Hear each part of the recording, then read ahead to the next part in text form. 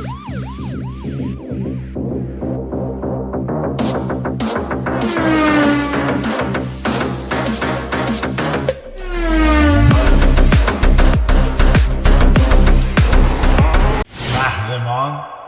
یا همون چمپیون اصطلاح و کلمه‌ای هست که در FIA یک تعریف مشخصی داره. طبق قانون‌نامه FIA یا ISC که مخفف International Sport Code هست، کلمه قهرمان یک کلمه‌ای هست که در FIA تعریف شده. این کلمه قهرمان یا چمپیون مشخصاتی داره و به فردی گفته میشه که این مشخصات رو داشته باشه. اولا حتما باید ما بدونیم فرق بین کامپتیتور یا شرکت کننده و درایور و چمپیون چیه.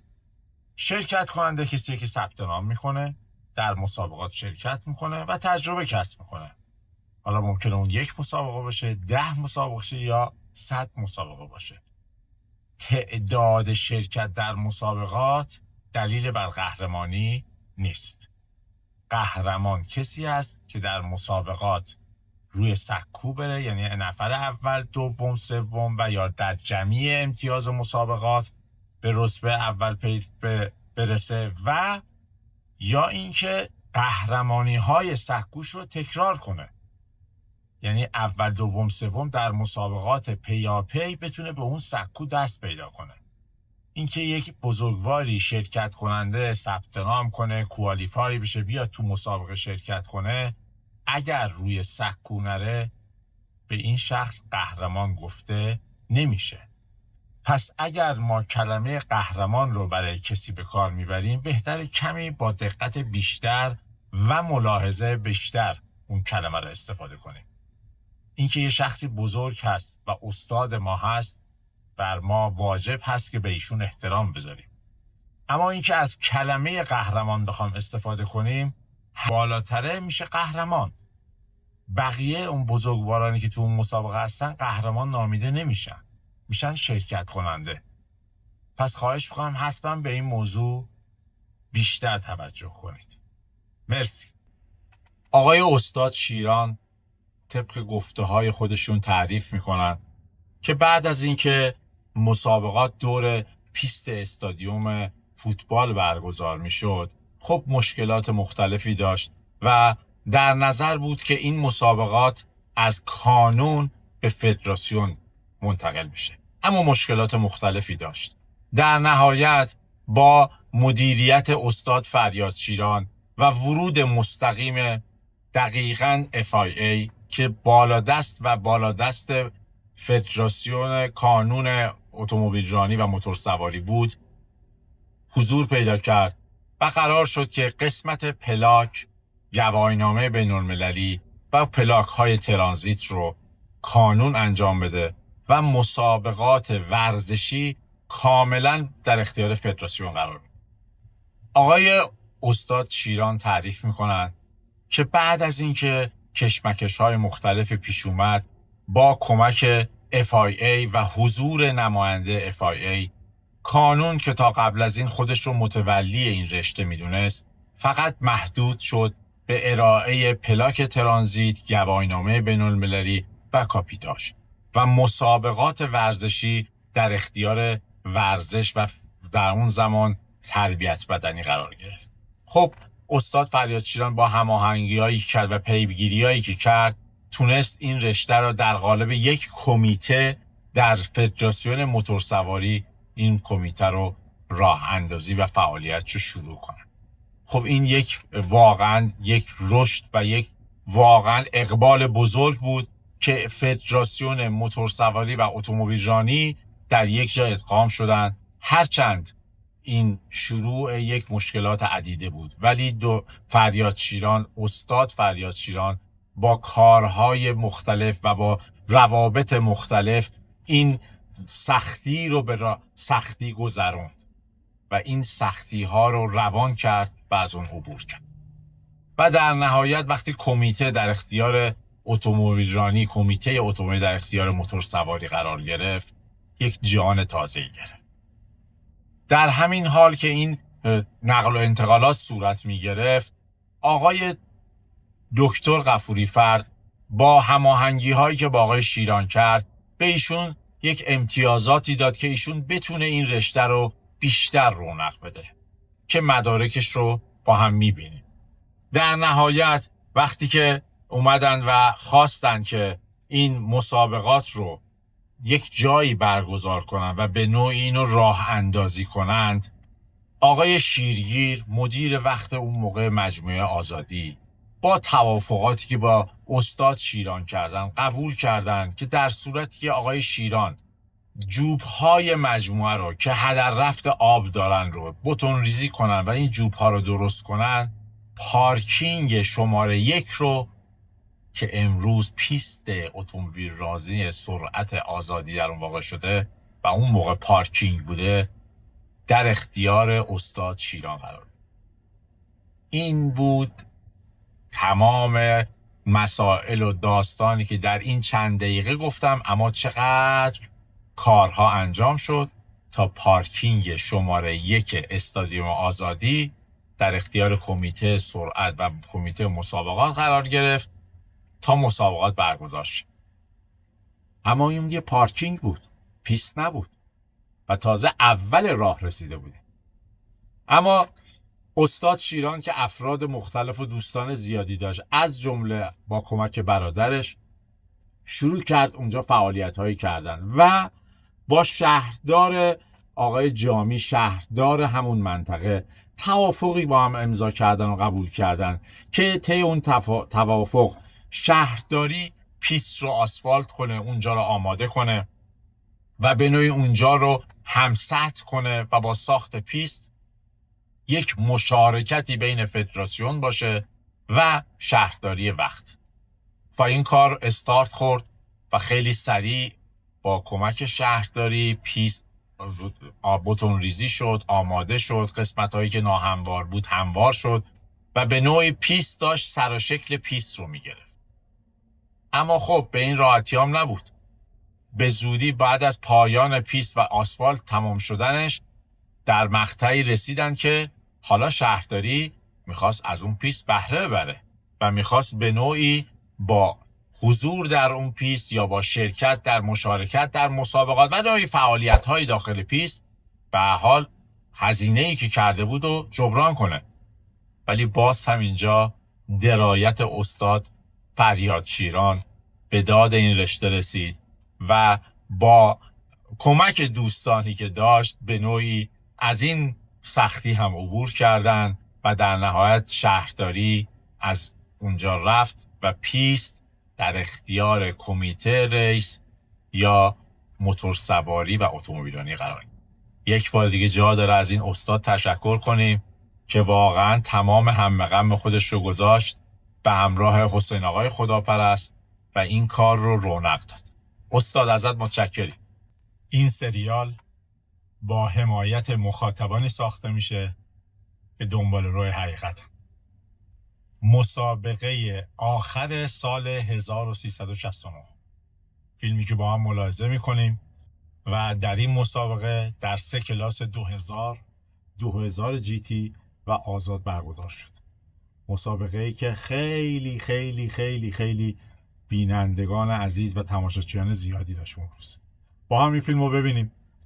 بله، در مسابقه ای که همین که ملاحظه میکنید که برگزار شد و آخرین مسابقه سال 1369 بود و جناب اسکویی اون رو گزارش میکردند، یکی از مسابقات استثنایی بود که خیلی حواشی داشت، حواشی خوب و بد، اتفاقاتی که واقعا از جانب لنز دوربین فاصله داشت ولی بود.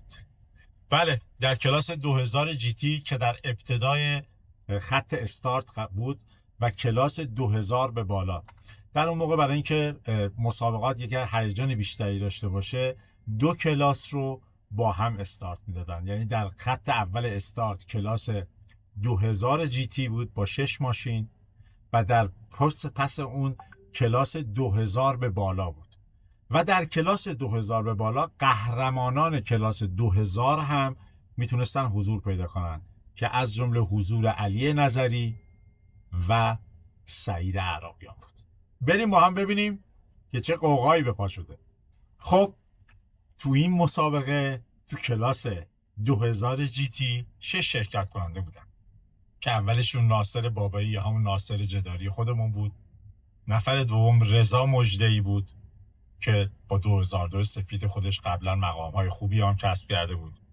نفر سوم احسان سودمند ملکی برادر خسرو سودمند بود که قبلا هم دربارش صحبت کرده بودیم، اما این بار با یک ماشینی شرکت کرده که راجع به ماشینش بیشتر توضیح میدم. نفر بعدی آقای حمید صالحی بود و آقای محمود لاهرودی و جعفر سیدان.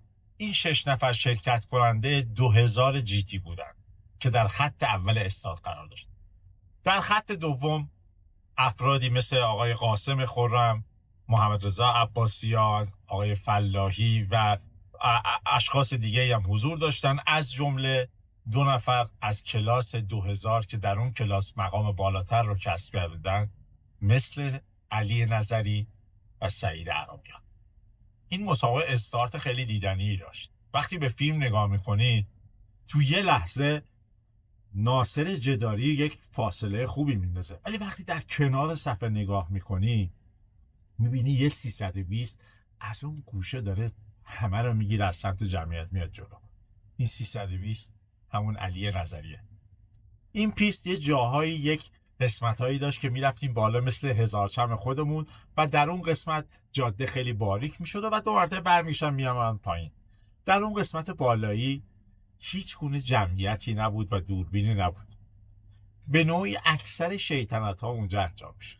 یعنی وقتی راننده این قسمت طی میکردن و این قسمت بالا رو میرفتن تا از داخل اون حالت جنگل توری دور بزنن و برگردن، اونجا بود که دیگه شیطنت ها شروع میشد و بزن ها و راه گرفتن ها همه تو اون قسمت بود. تو قسمت جلوی جمعیت زیاد اتفاق خاصی نمیافتاد. ولی حالا با هم بریم جلو تا تعریف کنم چه اتفاقات اون روز افتاده. ماشین احسان سودمند ملکی یا همون برادر خسرو سودمند یک فیات آبارت 131 بود که اون موقع شرکت این ماشین رو فقط برای مسابقه وارد کرده و یه دستگاه بیشتر وارد نشده بود. این ماشین یه ماشین استثنایی بود با بدنه سبک شده برای مسابقه و موتور 16 سوپا با 4 کاربرات داشت که یه ماشین استثنایی بود و این ماشین آورده بودن برای شرکت همون زمان خود شرکت فیات که بعداً طی نقل و انتقالاتی دست آقای سودمند رسیده بود یا همون احسان سودمند و در این مسابقات شرکت کرد. اتفاقا ماشین خیلی هم راه میرفت، اما خب هر ماشین خوبی دلیل نمیشه شما قهرمان شید. ماشین طبق گفته قهرمانا 50%ش میتونه برای شما مهم باشه، 50% دیگه رانندگی شماست. و اینکه هر چقدر ماشین قوی باشه دلیلی بر این نمیشه شما قهرمان بشی. شما باید بتونی از این ابزار و از این وسیله به نحو احسن استفاده کنی تا به سکوی قهرمانی برسی. اینجاست که سریال جاده قهرمانی معنی خودش رو پیدا میکنه. خب بریم جلوتر و ببینیم چه اتفاقی افتاد در این کلاس. فیلم رو با هم میبینیم، ادامه فیلم رو، و میبینیم که چطور رانندگان رقابت میکنن و چه اتفاقاتی میفته. 2000 مقام اول کسب کرده بود و پیشتاز بود. برای اینکه خودشون رو باز در محک آزمایش قرار بدن اومدن و در کلاس بالای 2000 یعنی با جگوار و کامارو و شولت مونت کارلو همه توی کلاس میرن. میخواد خودش رو آزمایش کنه و ببینه اتومبیلش در این کلاس چگونه جواب میده و رانندگی خودش هم مورد آزمایش قرار میده. لازم به توضیحه که آقای انور محمدی با پیکان شماره 41 چون نتوانست در کلاس جوانان مسابقه رو به پایان برسونه و دچار نقص فنی شده بود، پس از اینکه اتومبیلش رو مرمت کرد و درست کرد در کلاس اوورال مجددا شرکت خواهد کرد. خب اتومبیل جگوار و پشتش BMW 2002 و ماشین مونت کارلو که میبینیم که از سه نوع مختلف هستن و فورد ماستنگ و شورولت کامارو که پشت سر هم دارن میان و این مسابقه رو ادامه میدن. میبینیم که اتومبیل‌های مختلفی در این کلاس ها شرکت کردن، اما هنوز جلوتر از همه شماره 1 BMW 2002 هست، سیاه رنگ و پشتش BMW 2002 سفید رنگ هست که پا به پای هم دارن پیش میرن و حالا میبینیم که شماره 1 میرسه به جایی که باید دور بزنه، به سرعت دور میزنه اتومبیل BMW 2002 سفید رنگ، یا تعقیبش میکنه. هر دو میبینیم که 2002 کمی در دور زدنش دچار اشکال شد، اما به هر ترتیبی هست تونستش که دور بزنه و مسابقه رو ادامه بده. یک کمی عقب میفته اما به هر حال تعقیب میکنه اتومبیل 2002 شماره 2 شماره 1 و اتومبیل های دیگه هم بلافاصله میان و میرسن به خط پایان و دور میزنن. دور زدنشون هم بسیار جالب هست، سرعت زیاده. حالا شماره 13 و شماره 4 پا به پای هم دارن پیش میرن برای اینکه بتونن زودتر از دیگران خودشون رو به خط پایان برسونن. خب مسابقه رو دیدید و قسمت مقام هاشو من براتون اعلام میکنم چون تو فیلم نبود. در کلاس 2000 علی نظری با BMW 320 خودش اول شد و سریال اولی های خودش رو باز تکرار کرد و سعید عرابیان، این قهرمان دوست داشتنی و زنده یاد ما، مقام دوم رو کسب کرد در کلاس 2000 GT و در کلاسی که طبق معمول رقابت نزدیک بین ناصر جداری و رضا مجدهی بود. ناصر جداری مجدد اولیه خودش رو تکرار کرد و اول شد، اما در یکی از دورها یک اتفاقی برای ماشین رضا مجدهی افتاد که نتونست به مسابقه ادامه بده و منحرف شد و در نهایت احسان سودمند مقام دوم رو کسب کرد. این دقیقاً جایی بود که اتومبیل رانی تعریف دوباره‌ای پیدا کرد و کنترل اتومبیل یکی از مهمترین اصل‌های رانندگی است. فقط روندن و گاز دادن نیست، بلکه اگه ماشینت هم خوب باشه باید بدونی چطور اونو کنترل کنی. و بله، مسابقه هم تموم شد، اما این مسابقه در پایان سال 1369 بود و ما داستانی رو داریم در تصادفایی که بعدها پیش اومد و اتفاقاتی که پیش اومد و از جمله مسائلی که برای پیست ارم به وجود اومد. بله، این 2002 سفیدی که میبینید این هم آقای علی نظریه که با لباس ورزشیش پشت وایساده و ماشین رو دارن آماده و ستاپ میکنن. ماشین بعدی هم ناصر جداری است که داره سلفی میگیره و ماشین بعدی هم که میبینید آقای رضا باتمانقلیچه. بله، همینجا نگه دارید.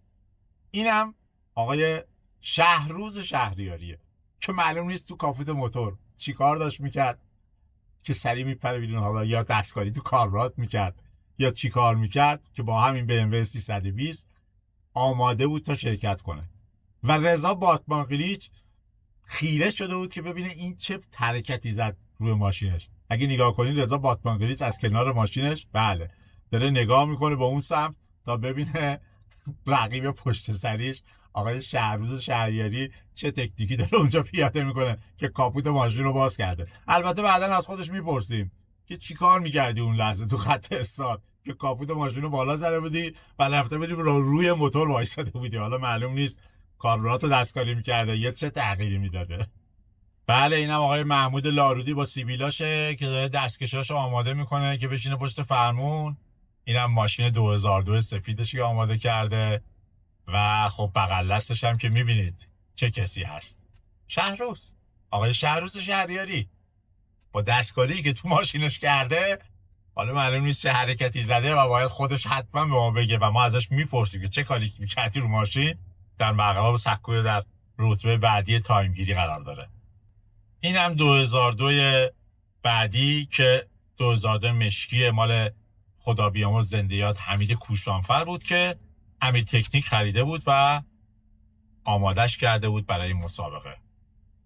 این هم لانچیای آبی حسن یگانه بود که در خط سوم تایمگیری ایستاده بود بله آماده مسابقه بود. بله اینم آقای مهران نوری، پدر قهرمان مهرشاد نوریه که از اون ماشین بازای خوب بود با 2002 نارنجی. و اینم که گفتم لانچیای آقای حسن یگانه بود که در خط بعدی قرار داشتن. و این جمعیتی که میبینید، چه جمعیتی، میبینید چه استقبالی میشد از اتومبیلرانی تو اون زمان. جوونا دنبال هیجان بودن، دنبال دیدن قسمت‌های مختلف اتومبیلرانی تو پیست و به شکل لایو و زنده. میبینید چه جمعیتی اومده و جمعیتی که واقعا اشتیاق دیدن و هیجان داشت و اینم استارت دیدنی. همینطور که میبینید بعد از پیچ اول ناصر جداری با 2002 مشکی خوش اول، علی نظری تو خط استارت 1-2 رو نتونست خوب جا کنه و به نوعی گیربکسش مشکل داشت و نتونست خودشو جلو بندازه، اما محمود لاروی خودشو در جای دوم قرار داد و علی نظری سعی کرد دوباره همون استایل رانندگی خودشو پیاده کنه و خودشو به قسمت جلو برسونه. بقیه هم شروع به جاگیری و همینطور که میبینید 2002 نارنجی و شهروز رو میبینید که اینجا دیگه یه راننده تجربه دار و یه راننده خوب شده بود. بله نفر اول رو میبینید رضا جداری، نفر اول معذرت میخوام ناصر جداری هست. نفر اول ناصر جداری همینطور که میبینید داره پیش رو هست و داره پیش میره. پشت سرش نفر بعدی همونطور که میبینید در حال حاضر در پیست محمود لارودی هست و بقیه قهرمان ها که دارن حرکت میکنن و خودشونو به جلو میرسونن.